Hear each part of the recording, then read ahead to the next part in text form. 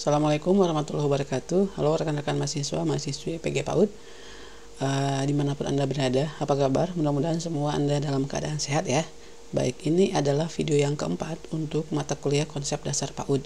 Jadi kita akan melanjutkan pembahasan untuk topik berikutnya, yaitu tentang teori-teori perkembangan anak usia dini yang memang banyak dibahas ya di beberapa buku, jurnal, dan sebagainya. Hari ini kita akan coba untuk memahami fondasi teoritis untuk mendukung perkembangan optimal untuk anak usia dini. Teori-teorinya apa aja? Yuk kita langsung mulai.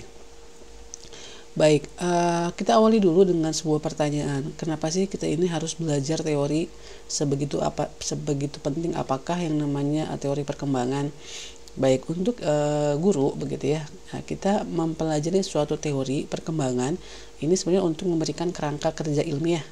Ya, jadi agar kita bisa tahu pedoman atau namanya memahami ya bagaimana anak-anak itu bisa belajar dan bisa berkembang.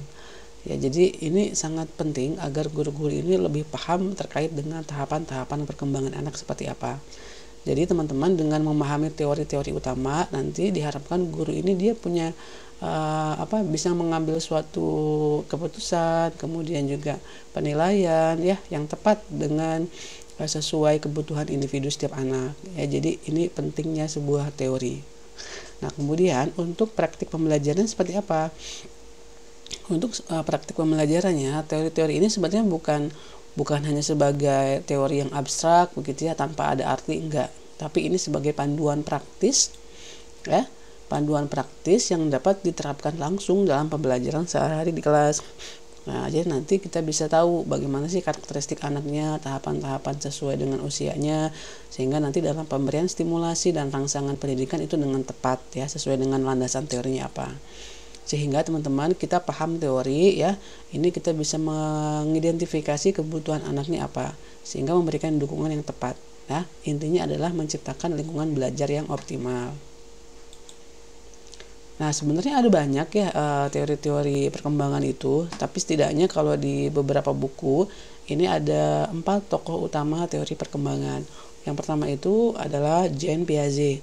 Ini dikenal dengan istilahnya adalah tokoh kognitif ya, atau perkembangan kognitif. Ya, nanti Jean Piaget ini mengemukakan ada 4 tahapan terstruktur untuk perkembangan kognitif. Nah, kemudian yang kedua ini adalah Vygotsky. Nah, Vygotsky ini adalah pembelajaran sosial ya dan peran interaksi budaya. Jadi bedanya nanti apa dengan Jean Piaget nanti kita akan bahas lebih detail ya. Kemudian yang ketiga ada Erik Erikson. Nah, dia juga sama seorang psikoanalisis ya, psikososial ya, terkait dengan bagaimana manusia itu berkembang terhadap emosinya. Kemudian yang keempat adalah Uri Bronfenbrenner. Nah, dia adalah seorang tokoh pendidikan ya yang mencetuskan adanya pengaruh lingkungan ekologis. Ya, nanti akan terdiri dari beberapa lingkungan ya. Nanti akan berdampak tentunya pada perkembangan. Jadi setiap teori-teori yang 4 tokoh ini sebenarnya memberikan perspektif yang unik ya dan tidak kita cenderung kita pilih yang mana nih, teori yang mana, enggak ya, tapi semua teori ini saling melengkapi ya dan memahami kompleksitas perkembangan anak. Oke, jadi kita nanti akan jelaskan lebih detail satu persatu ya. Nah, kemudian sekarang kita masuk ke yang teori Piaget dulu deh yang pertama. Nah, teori Piaget ini apa? Teori Piaget ini adalah teori yang dikemukakan oleh seorang filsuf ya asal Swiss gitu ya.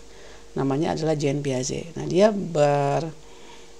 menemukan ya atau menjelaskan terkait dengan tahapan perkembangan kognitif. Di mana tahapan perkembangan kognitif ini ada 4 tahap. Yang pertama disebut dengan sensori motorik. Nah, sensori motorik ini adalah terjadi di usia 0 sampai 2 tahun. Nah, biasanya apa di usia-usia 0 sampai 2 tahun ini? Ya, kita bisa melihat ya bahwa anak belajar ini melalui indera dan gerakan motor.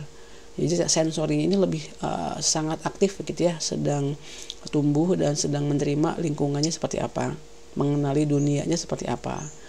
Nah, jadi dalam usia ini atau sensori motor ini, anak-anak ini dia mulai memahami atau mengenal berbagai macam nama-nama benda, objek-objek permanen. Ya, nama-nama benda dia kenal, dia tahu gitu, diajarkan oleh orang tuanya mungkin ya. Dan mengenalkan juga bahwa benda ini akan tetap ada meskipun tidak terlihat. Jadi sudah bisa menafsirkan bahwa bendanya kalau ditutupin ya tetap ada gitu kan, bukannya hilang, bukannya tidak tidak ada hilang gitu ya, tapi hanya tertutup saja. Itu sudah ada pemahaman terkait dengan cara berpikir seperti itu. Ya, contoh misalkan bayi ini lagi nyari-nyari ini mainan yang disembunyikan orang tuanya. Ini adalah tahap perkembangan kognitif yang pertama. Nah, kemudian tahap perkembangan kognitif yang kedua ada yang disebut dengan praoperasional. Ini terjadi di usia 2 sampai 7 tahun. Nah, usia 2-7 tahun ini seperti apa karakteristiknya?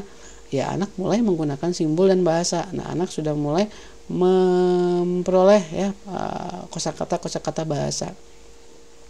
Tapi memang pemikirannya masih egosentris. Jadi dia tidak bisa melihat dari sudut pandang orang lain. Ya.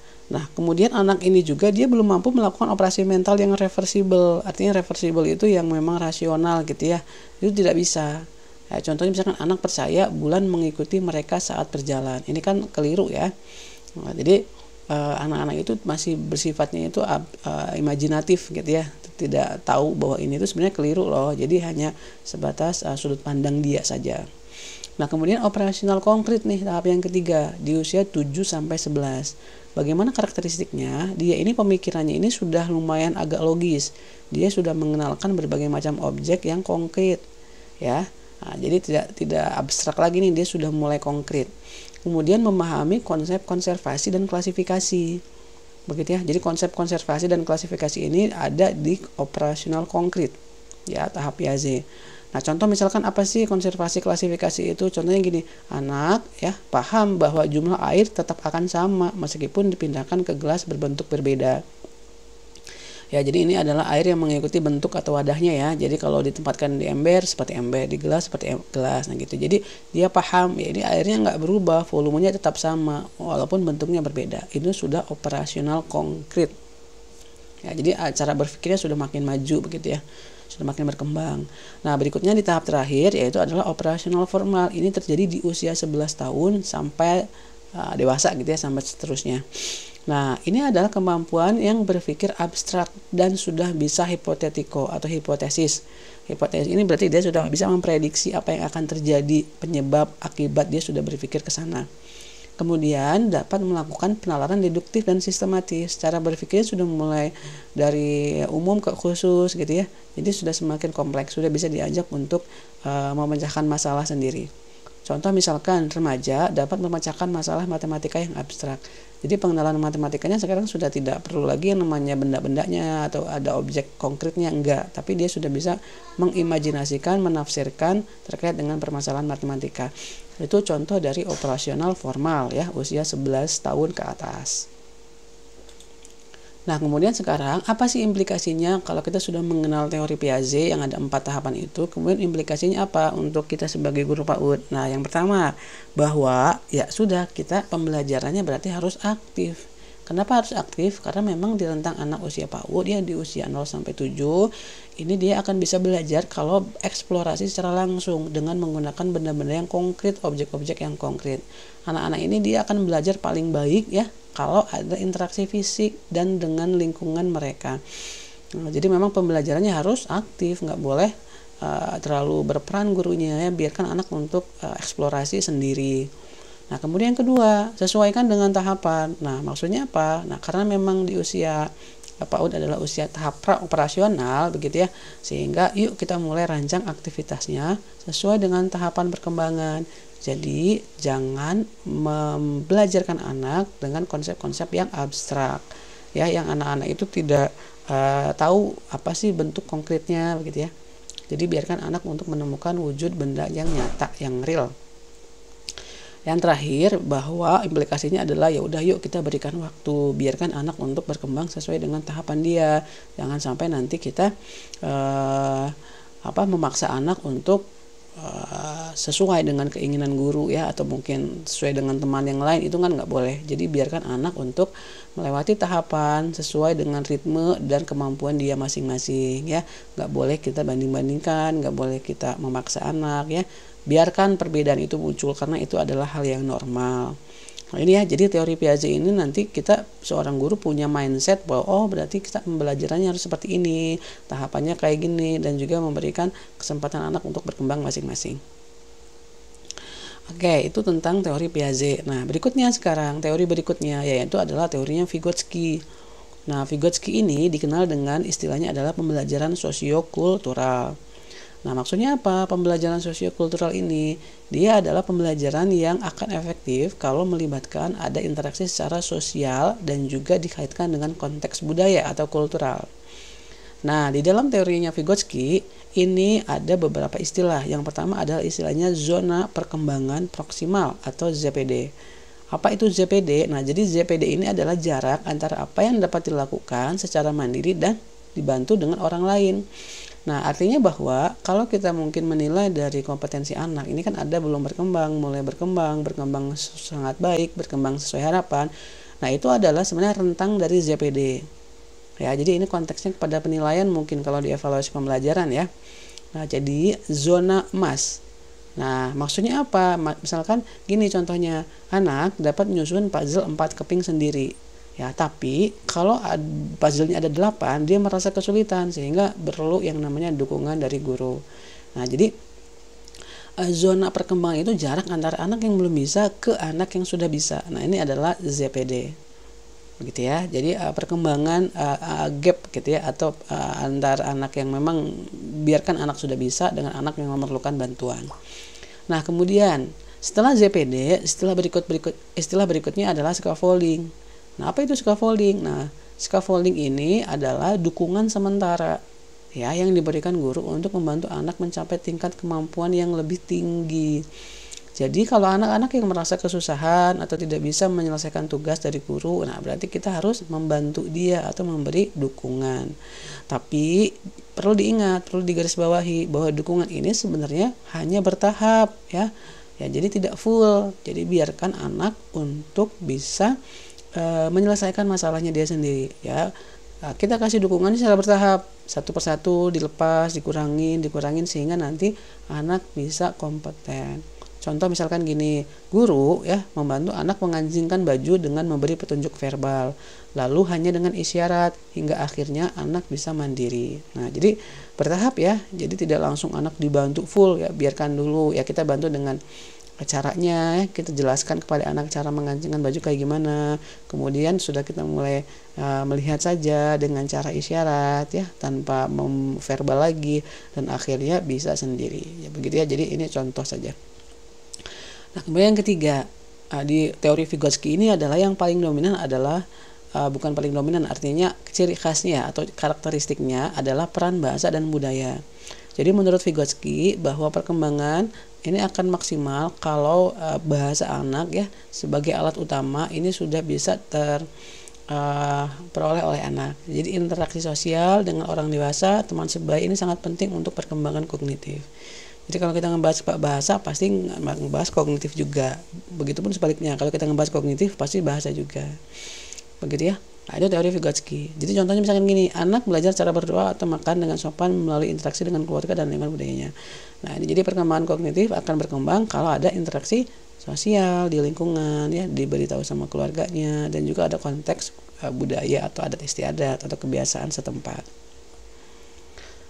Nah, berikutnya kalau kita sudah tahu teori Vygotsky, kemudian implikasi atau penerapan di kelasnya seperti apa? Nah, yang pertama, ya sudah, yuk kita mulai adakan pembelajaran secara kolaboratif.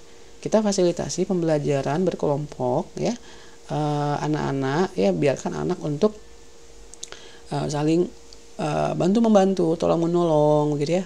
Karena nanti ini akan berdampak ke perkembangannya dia. Jadi jangan sampai kita full pembelajaran secara mandiri. Harusnya adalah variasi pembelajaran yaitu bersifat kolaboratif, berpasang-pasangan gitu ya. Nah, ini agar anak mampu untuk tadi ya, kecerdasan perkembangan kognitifnya, sosial ini terasa. Nah, kemudian menurut teori Vygotsky, karena ada yang namanya scaffolding, sehingga guru harus tahu betul bagaimana sih tingkat kemampuan anak ini, apakah memang dia sudah berkembang ataukah perlu bantuan, atau memang dia sudah bisa mandiri atau sudah kompeten. Nah, cek ya, atau diobservasi. Lalu anak ya beri bantuan, beri dukungan yang tepat kalau memang ada anak yang mungkin masih merasa kesulitan. ya, tapi tidak full memberikan bantuan, tapi kita harus mengurangi sedikit demi sedikit ya terkait dengan bantuan tersebut sehingga anak menjadi mandiri. Nah, kemudian yang berikutnya, yang ketiga adalah yuk kita gunakan bahasa-bahasa yang strategis, bahasa-bahasa secara merangsang pemikiran atau kognitif anak. Ajukan pertanyaan terbuka, beri narasi pada tindakan anak ya. Jadi jangan sampai kita menggunakan pertanyaan-pertanyaan yang hanya membutuhkan jawaban-jawaban singkat gitu ya. Jadi harus tanyakan kenapa kamu kotor bajunya, gitu ya, kenapa kamu tidak mau makan, misalkan begitu. Jadi ajukan pertanyaan-pertanyaan why, bukan what. Ya, kenapa seperti itu? Karena kalau contoh bedanya gini, baju kamu kotor, kamu habis jatuh ya. Nah, itu adalah pertanyaan tertutup. Nah, ini nggak boleh, bukan nggak boleh, artinya ya inilah ya divariasikan dengan pertanyaan terbuka. Nah, kemudian integrasikan budaya lokal. Nah, maksudnya apa? Ya, sesuaikan dengan konteks budaya adat istiadat ya.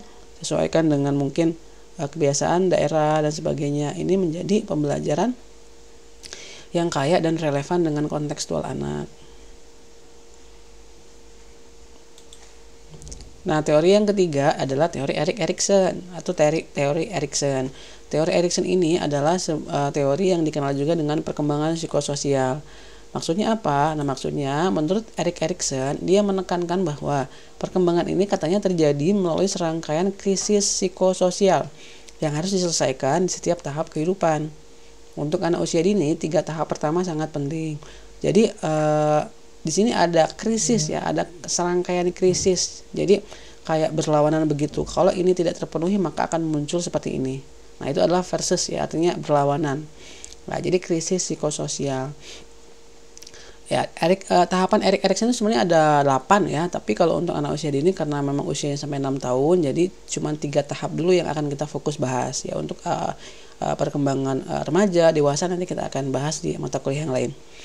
Nah, tahap yang pertama nih menurut Erik Erikson dikenal dengan trust versus mistrust. Ini terjadi di usia 0 sampai 1 tahun. Apa yang terjadi di usia 0 sampai 1 tahun? Biasanya bayi ini mengembangkan kepercayaan dasar terhadap dunia melalui perawatan yang konsisten dan responsif. Jadi di usia 0 sampai 1 tahun ini yang kebutuhan dasarnya adalah rasa aman, kebutuhan dasar ya, rasa aman, nyaman, kemudian juga terpenuhi asupan makanannya, kenyamanannya, kan begitu ya. Jadi merasakan bahwa dunia yang dia tinggal ini aman loh, nyaman loh, saya didekap oleh bundanya untuk mendapatkan ASI dan sebagainya. Itu adalah kebutuhan usia 0 sampai 1 tahun. Nah, berarti kalau kayak gitu ya akan muncul rasa percaya kalau diberikan rasa aman, nyaman ya, trust. Tapi kalau itu tidak diperoleh secara psikologi, secara emosional tidak diperoleh, maka munculnya akan ada ketidakpercayaan. Ya, akan tidak percaya sehingga anak-anak usia 0-1 tahun ya dia akan muncul rasa penolakan, menangis mungkin ya, kalau mungkin ada suara-suara yang tidak dikenal bagi dia atau mungkin tidak nyaman bagi dia. Ini adalah mistrust, ketidakpercayaan. Implikasi bagi guru apa? Ya berarti guru harus responsif, harus konsisten, dan harus memberikan perawatan yang hangat kepada bayi dan balita. Jadi kebutuhan dasarnya terpenuhi begitu ya.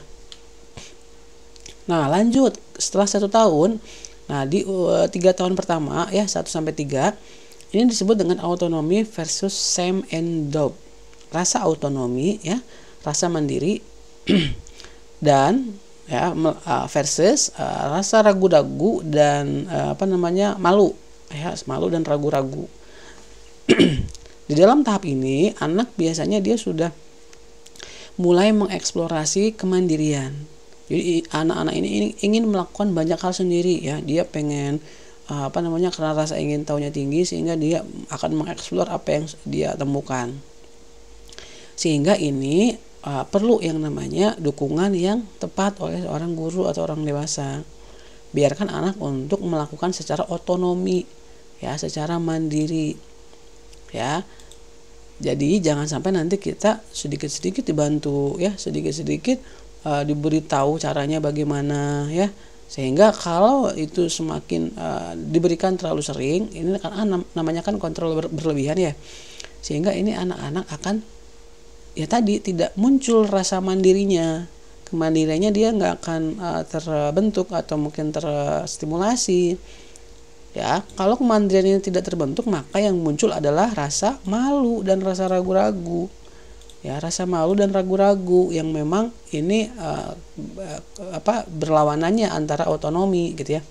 Contoh misalkan, beri kesempatan anak untuk memilih dan melakukan tugas sederhana dengan bimbingan yang mendukung. Jadi biarkan anak untuk melakukan tugasnya, kebiasaannya ini secara mandiri. Ya, jadi jangan sampai anak-anak yang terus dibantu gitu ya. Kalau kayak gitu kan anak nggak bisa mandiri. Oke, itu yang kedua. Nah, berikutnya yang ketiga ada yang disebut dengan inisiatif versus guilt. Ini terjadi di usia 3-6 tahun. Ini apa yang dilakukan? Nah, atau cirinya anak ini dia sudah mulai merencanakan aktivitas, sudah mulai bisa bermain peran dan berinisiatif dalam interaksi sosial. Nah, kita kelihatan ya kalau anak usia ini kan dia sudah bisa untuk mengambil peran imajinasi ya, misalkan main role play gitu ya, main boneka-bonekaan atau mungkin karakter apa, dia sudah bisa itu. Dan juga dia sudah bisa merencanakan aktivitas. Jadi ini interaksi sosialnya sudah semakin tinggi. Sehingga apa kebutuhannya di usia 3-6 ini? Ya udah, berarti guru harus mendorong membangun inisiatif yang positif. Ya. Jangan kita berlebihan memberikan kritik ya, karena kalau kita memberikan kritik berlebihan, nanti ini anak munculnya rasa bersalah atau guilt ya. Jadi biarkan anak untuk membangun rasa kepercayaan dirinya sendiri ya. Kita dukung, kita apresiasi. Jangan sampai nanti anak merasa bahwa wah, saya tidak diapresiasi nih, akhirnya menimbulkan bahwa oke, berarti saya tidak bisa apa-apa, memang saya bodoh dan sebagainya. Itu ya, jadi ini kebutuhan anak di usia 3-6 gitu ya. Sehingga kalau rasa inisiatifnya tidak terpenuhi, maka yang muncul adalah rasa bersalah atau guilt. Ya, jadi implikasinya apa sih? Yang pertama nih, yuk kita sering-sering dorong kreativitasnya, banyakin bermain secara imajinasi ya. Dan beri anak ini kesempatan untuk memimpin dalam aktivitas kelompok. Biarkan anak untuk menjadi misalkan yang memimpin doa, yang mengatur baris kelompok begitu ya. Ini memberikan kesempatan agar anak mengembangkan rasa inisiatifnya atau kepercayaan dirinya, kemandiriannya begitu ya. Itu ya untuk 3 teori Erik Erikson untuk di perkembangan psikososial. Nah, kemudian apa implikasinya kalau kita sudah belajar teori Erik Erikson? Nah, untuk guru, kalau kita sudah paham, ya sudah, yuk kita mulai bangun kepercayaan. Jadilah figur yang memang dapat diandalkan secara konsisten ya dalam rutinitas, respon emosi yang menciptakan rasa aman ya, agar anak-anak ini berani mengeksplorasi dan belajar. Dukung penuh ya agar anak bisa mandiri, agar anak bisa punya rasa inisiatif gitu ya. Jangan sampai anak tidak terstimulasi akan kebutuhan psikososialnya. Kemudian yang kedua, dukung kemandirian. Nah, jadi biarkan anak untuk memilih apa yang memang dia sukain. Beri anak pilihan, apakah kamu ingin pakai baju biru atau yang merah. Jadi jangan ngedrive, udah pakai baju biru aja ya, ini bagus kok gitu ya. Jangan, tapi biarkan anak untuk memilih. Jadi pilihan-pilihan sederhana ini sebenarnya dia akan ngebangun rasa kompetensi diri, rasa kepercayaan diri dan sebagainya. Begitu ya. Nah, ini adalah teori Erik Erikson. Kemudian yang ketiga, hargai inisiatif. Ya, jadi kita kalau anak yang memang dia melakukan suatu prestasi atau mungkin melakukan hal yang baik, beri apresiasi, sambut dia. Ya, tanyakan dengan antusias, wih bagus sekali, hebat kamu, nah ibu bangga sama kamu, seperti itu. Ini adalah contoh dari penerapan Erik Erikson ya. Bahkan ketika ide mereka pun salah atau keliru atau tidak praktis gitu ya, tetap hargai kreativitasnya. Jangan divonis, kok gini sih, kan ibu bilang kayak gini, kamu kok berbeda misalkan gitu ya, atau salah ini, kok nggak bagus sih gitu ya. Apalagi sampai menggunakan kata-kata yang negatif, jelek gitu ya. kayak gini aja nggak bisa gitu ya, itu kan udah bukan Erik Erikson kalau kayak gitu. Jadi tetap kita hargai kreativitas dan keberanian mereka untuk mencoba hal-hal yang baru. Agar apa? Agar tadi muncul rasa inisiatif gitu ya. Tidak rasa guilt atau rasa bersalah. Oke, nah berikutnya sekarang teori yang terakhir adalah teorinya Bronfenbrenner. Apa itu teori Bronfenbrenner? Nah, dia adalah teori yang mengemukakan model ekologi perkembangan. Nah, jadi Uri Bronfenbrenner ini dari Jerman ya, memandang bahwa perkembangan anak ini katanya sebagai hasil interaksi kompleks antara anak dan berbagai lapisan sistem lingkungan di sekitar. Jadi model ekologis ini biasanya kita ya, anak ini kan tidak hanya dari internal ya, tapi juga dipengaruhi oleh eksternal dari lingkungan gitu ya. Jadi konteksnya adalah lingkungan yang konteks sosial. Nah, apa contoh-contohnya? Yang pertama nih, lingkungan namanya adalah mikrosistem. Nah, mikrosistem ini dikenal dengan lingkungan langsung yang memang terdampak pada perkembangan anak secara langsung. Contoh misalkan kayak keluarga, sekolah, teman sebaya, interaksi tatap muka dengan teman yang lain, itu adalah mikrosistem. Nah, kemudian yang kedua, ada yang disebut dengan mesosistem. Mesosistem ini adalah hubungan antara mikro, jadi hubungan antara keluarga, sekolah, teman sebaya gitu ya. Contoh misalkan komunikasi antara guru dan orang tua, berarti ada dua ya, antara lingkungan keluarga dan lingkungan sekolah. Atau pengaruh teman sekolah ke dinamika keluarga, berarti ini teman sebaya dengan keluarga. Jadi menggabungkan antara mikrosistem. Jadi ada dua yang mempengaruhi, itu namanya mesosistem. Nah, kemudian berikutnya ada yang disebut dengan eksosistem. Nah, kalau eksosistem ini dia tidak langsung mempengaruhi anak tuh. Ya, contohnya apa? Misalkan tempat kerja orang tuanya kayak gimana, kebijakan sekolah, program-program sekolahnya, atau mungkin layanan kesehatan masyarakat. Ini biasanya secara tidak langsung memberikan dampak. Gitu ya. Nah, misalkan ayah kerjanya sibuk gitu ya, sehingga tidak memberikan waktu untuk bermain bersama anak, berarti kan akan mempengaruhi terkait dengan kelekatan ayah atau ibu dengan anaknya. Berarti kan berpengaruh ya, tapi secara tidak langsung. Nah, kemudian ada yang disebut dengan makro. Nah, makro sistem ini adalah ya nilai budaya, sistem ekonomi, kebijakan pemerintah gitu ya. Nah, ini pun sama secara tidak langsung ya. Kalau di PAUD misalkan kurikulumnya ganti-ganti terus sehingga anak-anak bingung, guru-guru bingung gitu ya, sehingga guru tidak fokus untuk bagaimana mengevaluasi perkembangan anak. Nah, ini adalah makrosistem. Nah, terakhir ada yang disebut dengan kronosistem. Nah, kalau kronosistem ini adalah perubahan dan transisi sepanjang waktu, kayak misalkan perubahan struktur keluarga, perkembangan teknologi, atau mungkin peristiwa historis. Nah, ini adalah kronosistem yang sama ya, ini juga tidak langsung. Bisa langsung juga bisa ya. Teknologi gadget kan ya, pasti akan berpengaruh kalau anak terlalu intens, terlalu sering menggunakan gawai atau gadget tuh gitu ya. Nah, kita sudah tahu ada beberapa teori, ada beberapa lingkungan ekologi seperti ini ya. Ada 5 ya, ada mikro, meso, ekso, makro, dan krono. Nah, berikutnya apa implikasinya? Apa manfaatnya bagi kita sebagai seorang guru atau orang tua? Yang pertama, yuk kita mulai terlibat sama keluarga secara penuh. Bangun kemitraan yang kuat dengan orang tua. Ya, jadi namanya Pak Udi itu kan harus mitra orang tua itu harus benar-benar dijaga gitu ya. Komunikasi rutin dengan orang tua tentang perkembangannya ya, agar anak menciptakan mesosistem yang mendukung. Libatkan orang tua dengan kegiatan kelas dan keputusan pembelajaran. Ajak orang tua untuk bisa mengajar di kelas ya, sebagai shadow teacher, atau mungkin menjelaskan profesi orang tua di depan anak-anak yang lain. Itu adalah contoh keterlibatan keluarga. Kemudian berikutnya, yuk kita mulai kerjasama dengan komunitas. Misalkan memanfaatkan kayak posyandu, perpustakaan desa, toko masyarakat kita libatkan untuk pengembangan sekolah dan juga untuk kebermanfaatan kepada anak.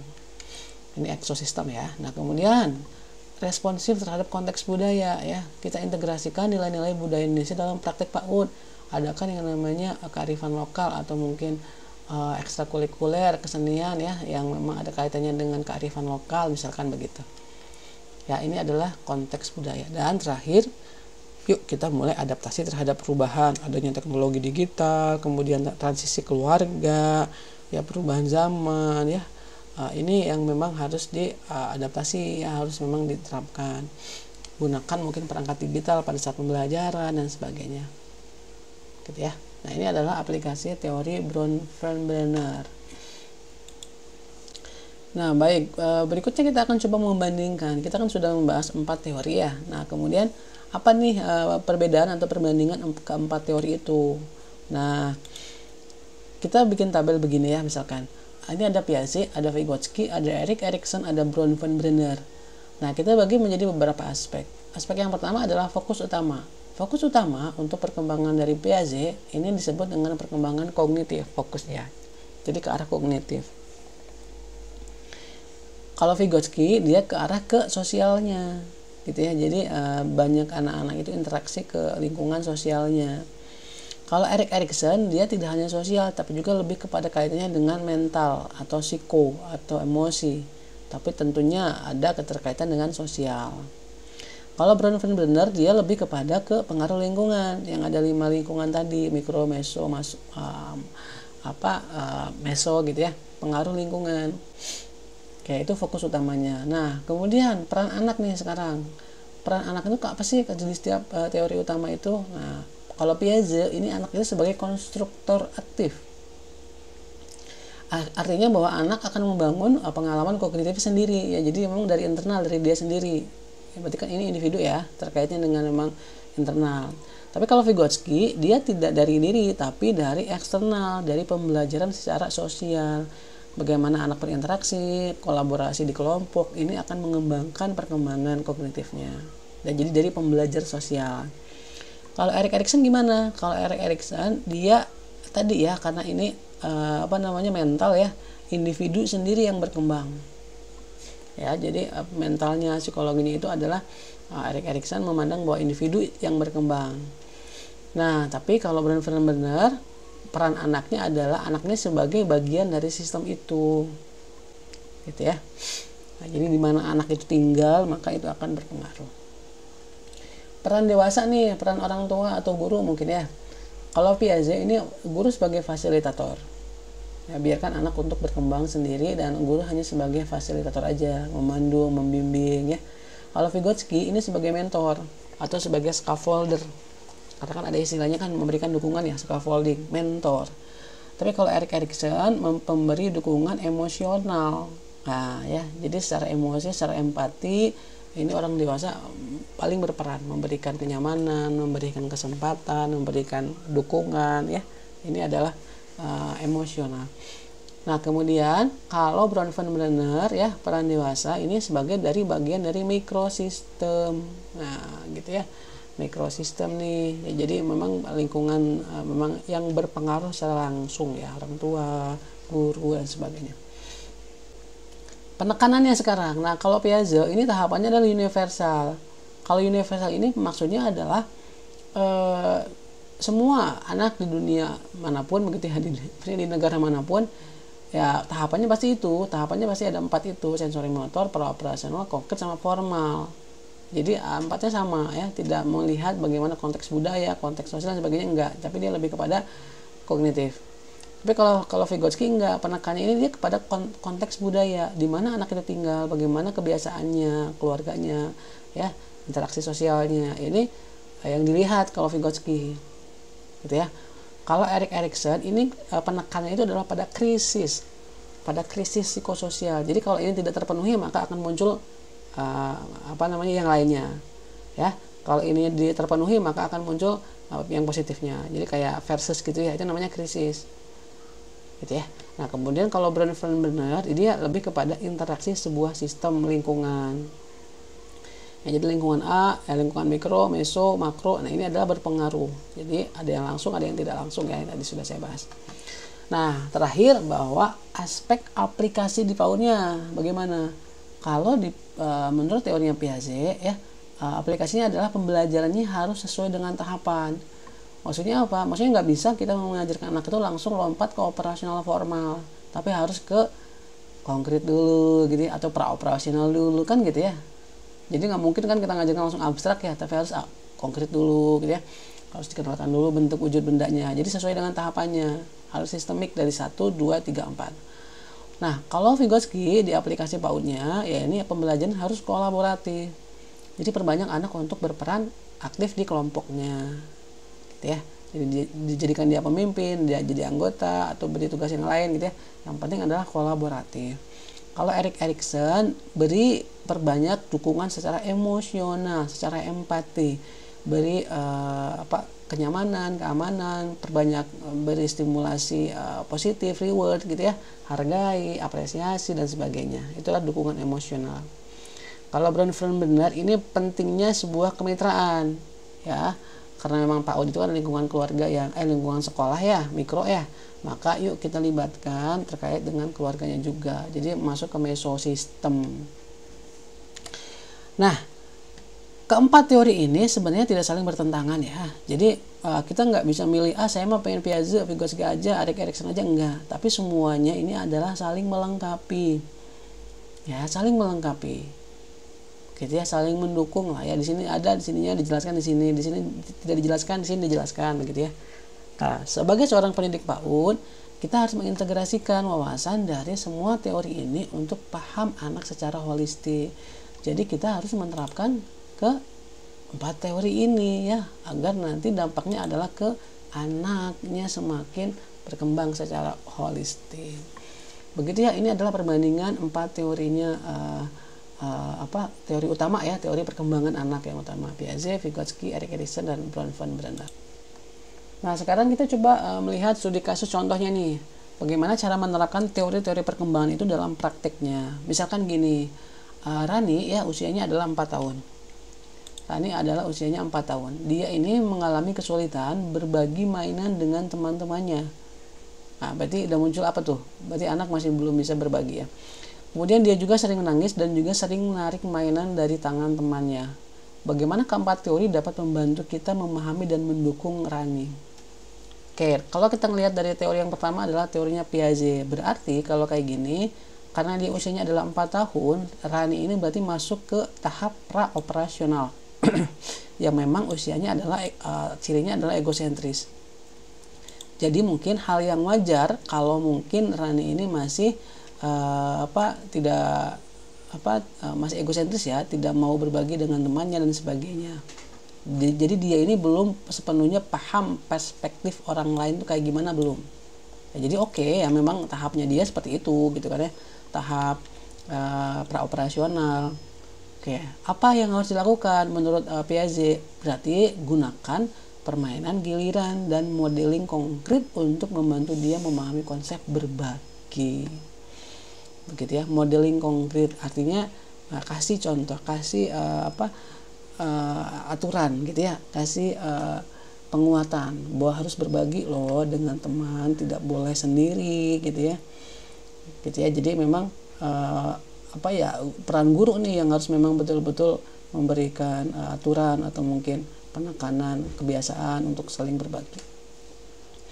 Lanjut sekarang, kalau Vygotsky kayak gimana? Nah, berarti untuk kasus Rani ini dia membutuhkan scaffolding untuk mengembangkan keterampilan sosial berbagi. Nah, jadi strateginya ya guru harus tahu ya bagaimana sih cara mengajar anak dalam konsep berbagi ya. Nah, tapi tetap mungkin bertahap ya. Misalkan pertama berbagi makanannya dulu, kemudian baru berbagi alat tulis, misalkan seperti itulah.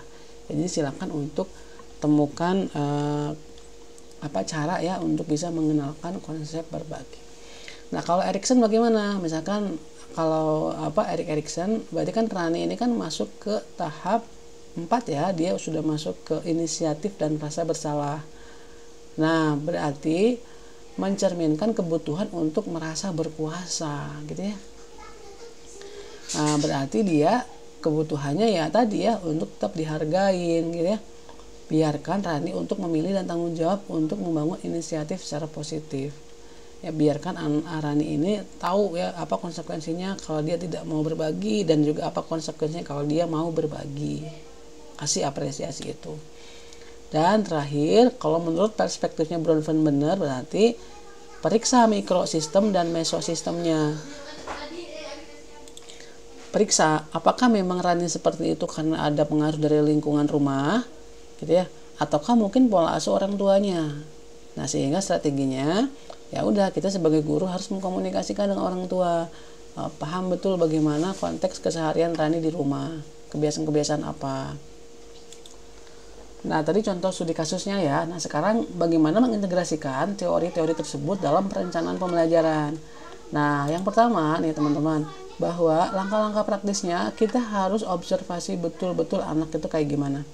Kita amati tahapan perkembangan kognitifnya, kebutuhan psikososialnya apa, kemudian konteks sosial anak kayak gimana, lingkungannya kayak gimana. Intinya adalah kita harus tahu betul bagaimana karakteristik, ciri khas ya, dan atau mungkin minat, kebiasaan anak itu. Observasi anak. Kemudian yang kedua, kita tentukan tujuannya, apa yang ingin dicapai, apa yang harus kita rubah dari anak itu, pertimbangan aspek kognitifnya, sosial, emosional, dan kontekstualnya. Ya, yang terakhir adalah rancang aktivitasnya. Pilih aktivitas yang sesuai dengan tahap dia. Nah, libatkan interaksi sosial, dukung inisiatif, dan relevan dengan konteks budaya. Nah, kemudian yang keempat, libatkan stakeholder, komunikasi dengan orang tua, dengan mitra, ya, dukung secara penuh gitu ya, bagaimana kebutuhan anak itu. Dan yang terakhir, kita harus terus refleksi diri, evaluasi berkelanjutan, sesuaikan, refleksikan efektivitas pembelajarannya sesuai dengan respon anak, sesuai dengan hasil perkembangan anak. Cek berkali-kali begitu ya. Jadi memang tidak ada satu cara yang ampuh ya untuk menangani permasalahan anak. Jadi memang harus konsisten, secara terus-menerus, sabar gitu ya, dan kerjasama. Kesimpulannya terakhir ya, ini sudah setengah jam lebih ya. Kesimpulannya adalah teori-teori ini adalah sebagai alat pemberdayaan sebenarnya. Ya, jadi kita belajar teori ini untuk memperdayakan, memaksimalkan potensi anak dan tahu betul apa kebutuhan anak. Kalau Piaget ya, hormati proses. Jadi anak adalah pembelajar aktif. Anak adalah pembelajar aktif yang berkembang melalui tahap demi tahap perkembangan kognitif. Sediakan lingkungan yang kaya untuk eksplorasi dia. Ya, hargai proses, nggak bisa instan. Nggak bisa bahwa anak pengen berubah harus besok, minggu depan, nggak bisa. Step by step, pelan-pelan begitu ya. Kemudian kalau Vygotsky, kekuatan bersama. Artinya bahwa pembelajarannya ini harus terjadi dalam konteks sosial. Nggak bisa secara individu aja, harus kolaborasi. Pergunakan strategi scaffolding atau interaksi agar bisa ngebawa anak ke level berikutnya, yaitu ke level kompeten, ke level yang berkembang sangat baik atau sesuai harapan, begitu ya. Dan kalau Erikson, dukung emosinya, kita perkuat psikososialnya. Perkembangan psikososial sama pentingnya dengan kognitif. Jadi jangan fokus ke kognitif aja, tapi tidak ada emosi di situ, tidak ada empati di situ. Ciptakan lingkungan yang aman, dukung rasa otonomi dia, hargai inisiatif dia, gitu ya. Itu adalah Erikson. Dan terakhir Bronfenbrenner, lihat gambaran besarnya. Kita harus bisa melihat apa yang menjadi penyebab, bagaimana dia tinggal, lingkungan apa yang mempengaruhi dia, dari keluarganya, komunitasnya, teman sejawatnya, atau mungkin secara makro ya, secara kebijakan, program sekolahnya dan sebagainya. Itu adalah Bronfenbrenner. Nah, jadi teman-teman semua, teori-teori ini sebenarnya bukan sekedar konsep akademis saja. Ya, tidak hanya sebatas bacaan, kemudian dia tidak ada artinya gitu ya, enggak. Tapi teori-teori ini sebenarnya adalah alat praktis ya, sebagai tools ya, yang memperdayakan seorang guru PAUD untuk bisa ngebuat keputusan yang lebih bijak dan responsif. Jadi kan tadi di awal saya bilang bahwa teori ini sangat penting agar guru itu semakin sadar apa kebutuhannya, bagaimana cara stimulasinya. Begitu ya. Dengan kita paham, kemudian kita integrasikan dengan berbagai perspektif teoritis, kita akan menjadi lebih tepat ya, memberikan pendidikan yang holistik, bermakna, dan transformatif bagi anak-anak. Nah, jadi ya kita nggak mungkin dong kita menerapkan ke anak itu coba-coba gitu ya, tanpa adanya teori yang mendasarnya, kan nggak bisa, nggak mungkin, akan salah, nanti akan fatal, sehingga nanti akan berdampak ke perkembangan anak berikutnya. Sehingga pentingnya teori itu ya untuk itu gitu ya, untuk memandu guru. Kemudian terakhir, bunda-bunda semua terus belajar, refleksikan terus ya, setiap apa yang Anda lakukan refleksikan diri, catat di jurnal apa kelemahannya, apa kekurangannya. Dan ingat bahwa setiap interaksi dengan anak adalah kesempatan untuk mendukung perkembangan mereka yang luar biasa. Apapun yang Bapak Ibu lakukan, kalau memang sesuai dengan teori, sesuai dengan apa yang direncanakan, walaupun ada yang memang meleset atau mungkin kurang maksimal, terus refleksikan diri. Jangan pernah berhenti belajar, terus berdiskusi dengan para ahli, dengan teman-teman dan sebagainya ya. Intinya adalah agar anak semakin berkembang begitu. Itu saja, mungkin terima kasih atas perhatiannya untuk bisa mendengarkan sampai 40 menit ya. Mudah-mudahan bisa dipahami dan nanti kita akan bahas lebih jauhnya mungkin di kelas ya. Makasih, kita ketemu lagi di video berikutnya. Semangat selalu, sehat selalu. Assalamualaikum warahmatullahi wabarakatuh.